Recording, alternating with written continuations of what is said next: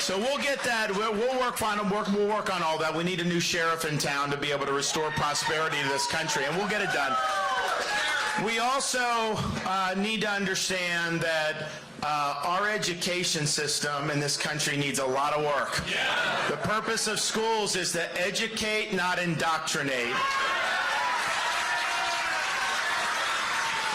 We need, every state in the country needs to respect the rights of parents to direct the education and upbringing of their kids.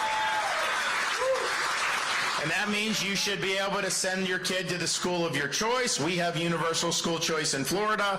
It works. It means that we should not have ideology in the classroom, like critical race theory.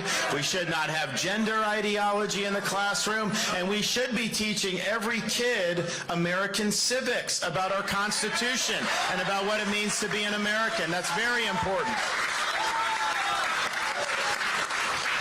We also, so K12 is important, and we've done a lot. I'll talk a little bit about what Florida's done, but you know, higher education is totally off the rails. I mean, these Harvard kids signing these letters, all this nonsense that goes on in these universities.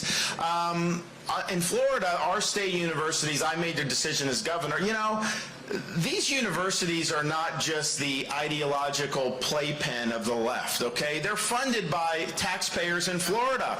You know, they elected me with a 1.5 million vote margin. I don't think they want far left universities. And so we need to have universities that are not trying to impose ideology, but are pursuing truth, that are preparing students to be citizens of this republic. And so we've done that in Florida. We now have all tenured professors must undergo review every 5 years and can be let go for poor performance.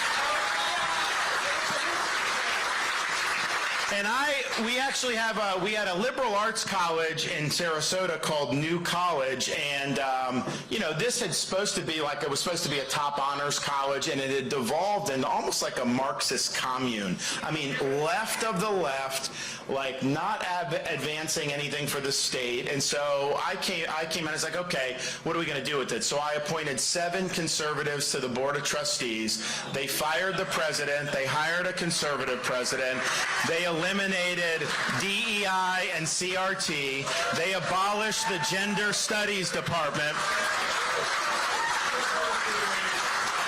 And they reframed the college's mission statement to be the nation's premier publicly funded classical liberal arts university, like a Hillsdale College in Michigan.